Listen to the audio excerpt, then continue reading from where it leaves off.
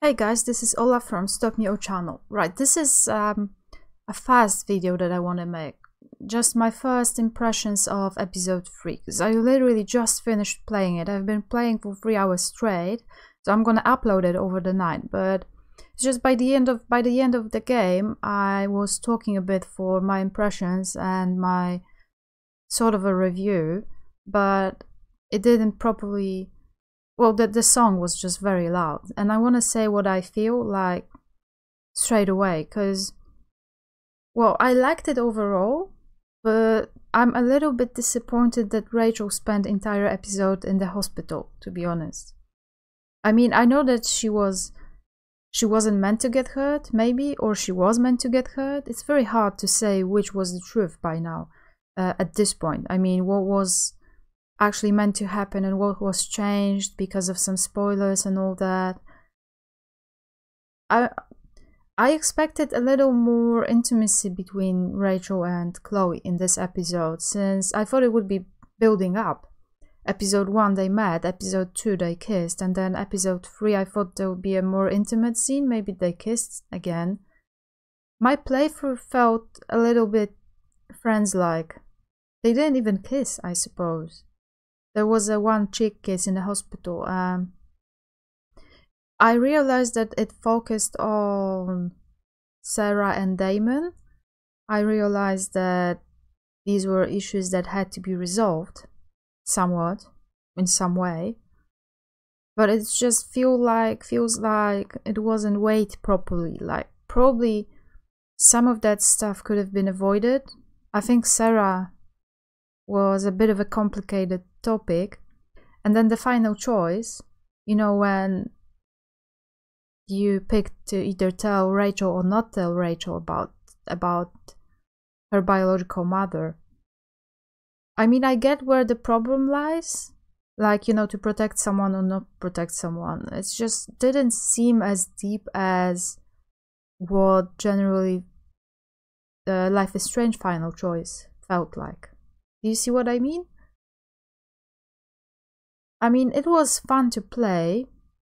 It finally had some story that episodes 1 and 2 were sort of missing, but honestly, the nostalgic, sentimental person that I am, and the shipper most of all, I enjoyed episodes 1 and 2 a lot, because we had all those scenes with Rachel and Chloe when they were alone. Most of all, like when they were in the train. So this scene that you can see right now, when they were on the train, when they were sort of hanging out during the Tempest and all that. We had this one scene at the first scene in episode 3, one of the first scenes where they were still in Rachel's room. It just didn't feel as intimate. I realized that Rachel was sad and broken. I mean, they've been crying quite a lot in this episode. But it seems like this last episode overall was missing what the first 2 episodes had. And that was the real asset that Before the Storm created. Rachel and Chloe relationship. And then, as you'll notice, if you watch my playthrough, my Let's Play, I stopped my playthrough before I realized that there was one cutscene, the last cutscene, where we could see first of all, Chloe and Rachel taking all those pictures, you know, the famous pictures from Life is Strange in the, what do you call it, photo booth? And then another scene where we could have seen, that was terrible. We saw Chloe phoning Rachel. It was Rachel's phone. And then it said 17 missed phone calls. And then we could have heard, like, I heard Rachel screaming, and then we heard Mr. Jefferson. So it was right before he drugged her. That seemed a bit excessive, like too much. I mean, we know that she dies, and we got to love her a lot. So I don't know. Maybe it's just me, maybe I'm fragile like this. But it really hit me. Like, I saw this and it really felt bad, because it felt like, here they are happy, but remember, she will die, and let us show you how she'll die exactly. I mean, they didn't really show it, but we could have heard Rachel.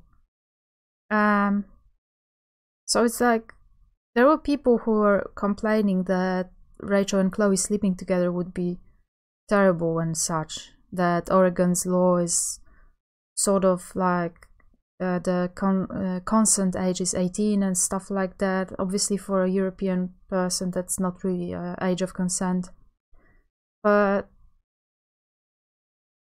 compared to this, I mean, Rachel and Chloe sleeping together or suggestively sleeping together would be a treat. I mean, do you really prefer to see drug addicts murdering each other and here Rachel actually getting murdered? Almost.